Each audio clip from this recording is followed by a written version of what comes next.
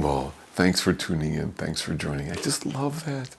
Now, you know that as we celebrate the third Sunday of Advent, this is the weekend where the priests, at least most do, wear pink or rose-colored vestments, and we light the pink candle on our Advent wreath. And I like this explanation for why. When a first grade teacher asked, why do you think we light the pink candle on the third Sunday of Advent? One little first grade girl goes, do you think maybe Mary and Joseph were hoping for a girl? Maybe. Be that as it may, we celebrate the pink candle in a special way to remind us that even now, as Christmas draws near, we have reason for joy and hope, for Christ has entered into human time, even this time. We'll talk about that more in the homily in just a moment. First, though, a little bit about our Christmas Mass schedule. Now, December 23rd, Saturday, we have the 5 o'clock Mass. December 24th, we have 7:30 and 9:30 in the morning to celebrate the fourth Sunday of Advent. We're not going to have the 11:30 because we'll be transitioning the church to be ready for Christmas Eve that night. And we have 3 Masses here, and again, you're welcome to join us. If you want to join it, if you can't be in person, we'll have online services for Christmas at 4 p.m. and 10 p.m. and 11:30 a.m. We'll live stream those. In person, 4 p.m., the most crowded by far. We'll have police directing people into Father Dowling Hall where they're watching one of multiple screens, and we'll bring communion there. I'll lead that service.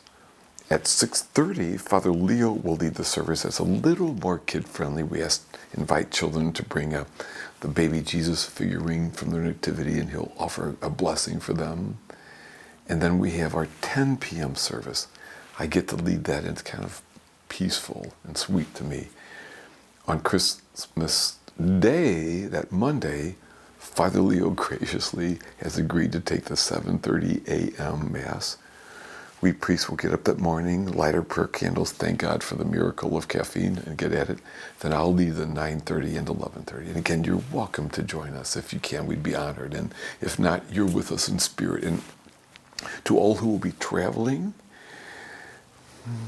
safe travels, and we await your return.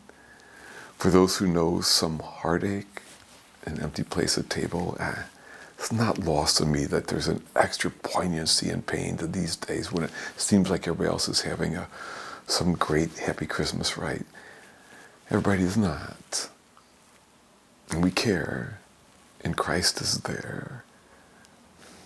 And to all, may God bless this world with Christmas peace and loving justice for all.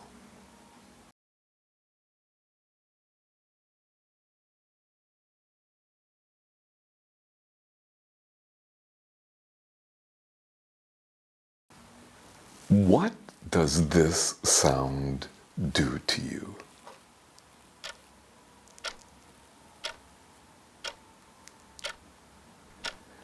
For some, that's the sound of emptiness or boredom. This is the class that will never end, the meeting that just doesn't seem it will ever get older. For younger ones, it's that many more sleeps until Christmas.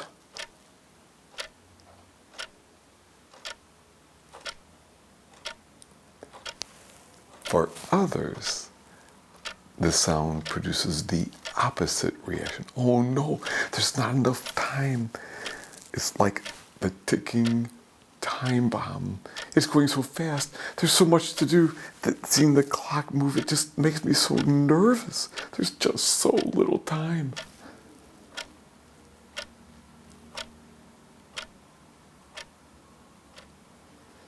For some, time moves much too slowly. For others, much too fast. but for all followers of Jesus Christ who are fully awake in Advent, this is the sound of hope. My brothers and sisters, this is a beautiful, important Advent sound, because Advent is all about time. Advent teaches us time is pregnant. Each moment is pregnant with God. I'll say it again, whether we feel time is going too slowly or rushing past us much too quickly. Advent wakes us up to see that each moment is pregnant with God. Now, this weekend, as you know, we light our third Advent candle. The Advent wreath is more than a counting down to Christmas. It's a reminder that God has entered into human time and transformed it. God is to be found in every moment for those who are awake. Whatever the circumstances, whatever we're doing, in each moment, God is there to be awakened to.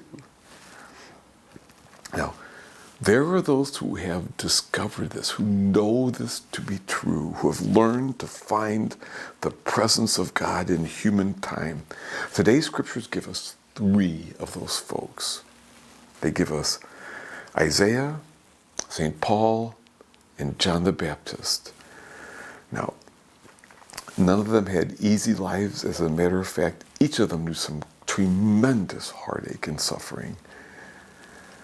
Yet today we have Isaiah saying, I rejoice heartily in the Lord, and my God is the joy of my soul. St. Paul telling us, rejoice always. In all circumstances, give thanks. And John the Baptist is trying to wake us up to the presence of Christ in human time. Despite their challenges and even heartaches, these three are known for their hope, their joy, their urgency, their vitality, because they came to see God in human time. How about us?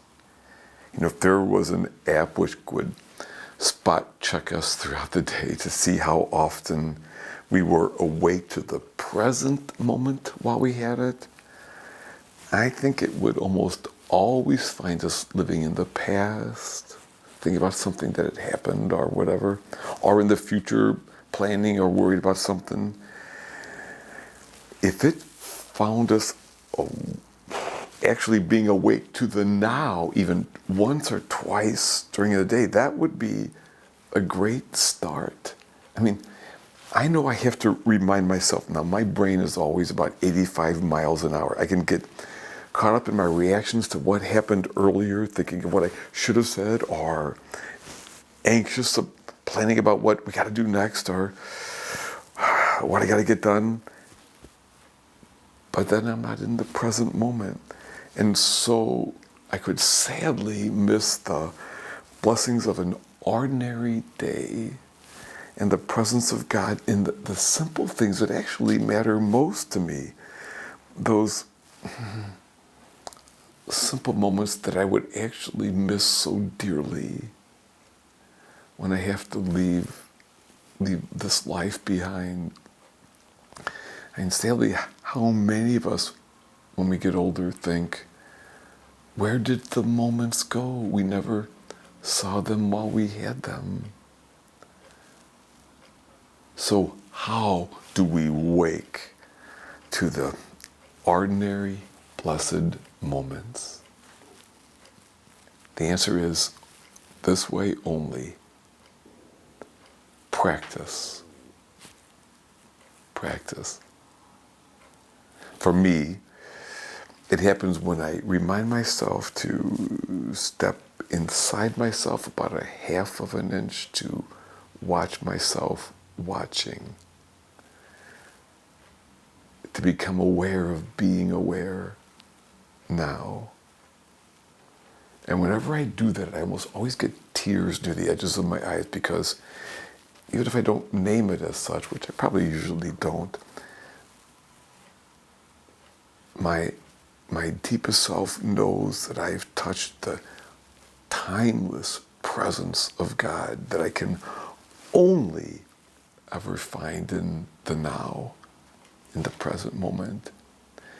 And if you've heard me lead prayer at an event or meeting, you know that most always I first invite everyone to stop for a moment and become aware of the moment and what it holds. To just for a moment to smell it, to see it, touch it, be real.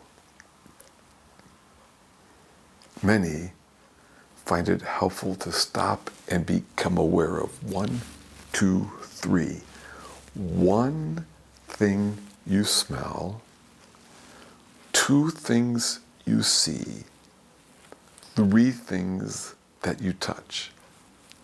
Again, 1 thing you smell, 2 things you see, 3 things you touch. And right then, you are safe. And you know you're not alone, because God is with you. And you are fully alive now. Brushing your teeth, paying a bill, putting a textbook into a backpack to get off to school. Stop and become aware of that moment. Now, we can stop what we're doing or continue to do it, but stop inside enough to become awake as we do so. Got food in the microwave, changing a diaper, hearing the blinker of your car. Notice yourself alive in that moment. Smelling coffee coming from somewhere, putting on your socks, sending a text. Become mindful of that moment. Whatever we have to do, as well as whatever we choose to do, Advent invites us to become awake to the presence of God as we do so. I don't know how many Advents any of us have had. This might be your 17th Advent, your 47th, your 87th. Whatever the number, it is time to wake up to this one, and to the beauty and pain, the blessing of it all. So what if these next few days, as Christmas draws near, and then again at Christmas itself, every time we looked at a clock or heard one or looked at our watch or saw it on our phone, let that be a reminder to become aware of now. Again, I know that when we see or hear a clock, for some of us, the first impulse will be waiting for something to be done, hard to get here, and it seems that time will never end.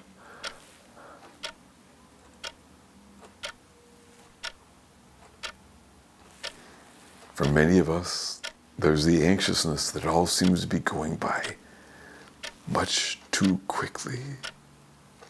We don't have enough time.